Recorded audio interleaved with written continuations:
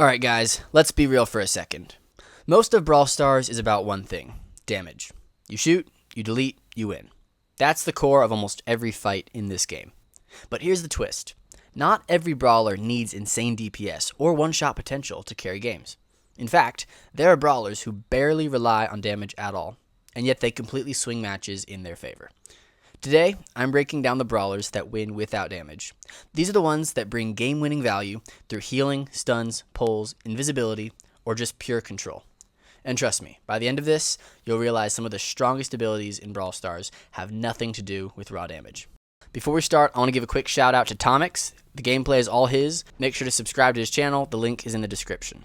So, let's start with Poco, because this guy is the poster child for non-damage value. Let's be honest, his attack on its own is kind of weak. It's short range, it's spread out, and it really doesn't scare anyone in a straight up duel. But that's not why you play Poco. The moment he gets his super, everything changes. That team-wide heal can completely reset a fight. Add his De Capo star power or his gadgets, and suddenly, your entire team is playing like they're unkillable. In Brawl Ball, you can literally watch a team on the brink of collapse get full healed and immediately bulldoze through to score. Poco doesn't even have to pick up a single elimination. He just turns his teammates into raid bosses. And that's the thing. His value doesn't come from deleting enemies. It comes from making sure his team never dies in the first place. Now moving on to Sandy. People seriously underestimate just how busted Sandy's super is. Invisibility is one of the most oppressive mechanics in Brawl Stars because it doesn't just affect gameplay, it affects psychology. You drop that sandstorm, and suddenly your entire team can move freely without being seen. It doesn't deal a single point of damage, but it changes how the enemy plays. In Gem Grab, the enemy gem carrier is terrified because they don't know where the push is coming from. In Hot Zone, invisibility means uncontested control of the point. Even in Brawl Ball, a simple invis push can make scoring nearly guaranteed. And the funniest part? Sandy doesn't even have to hit his attacks. His whole game plan is making the other team paranoid. And honestly, that's even scarier than high DPS. Of course, we can't talk about non-damage value without talking about Gene. Gene is literally the king of utility. His normal attack is decent for chip damage, but let's be honest, nobody is playing Gene for poke. It's all about the super. One good pull can completely flip a game. In Gem Grab, you land that pull on the gem carrier, and suddenly, all of their progress is gone in an instant.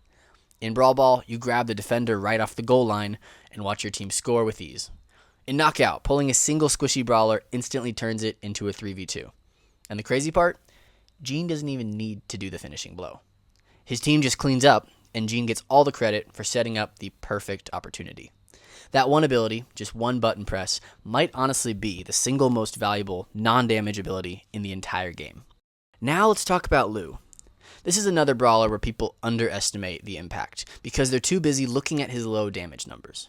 But Lou's super is absolutely insane when it comes to control. That ice patch is pure chaos for the enemy team. They can't move properly, they slip around, they waste time trying to fight while sliding, and suddenly your team has all the space they need. Lou doesn't even have to delete enemies, he just denies them the ability to play the game. In Hot Zone, he can lock down the entire enemy circle with one super.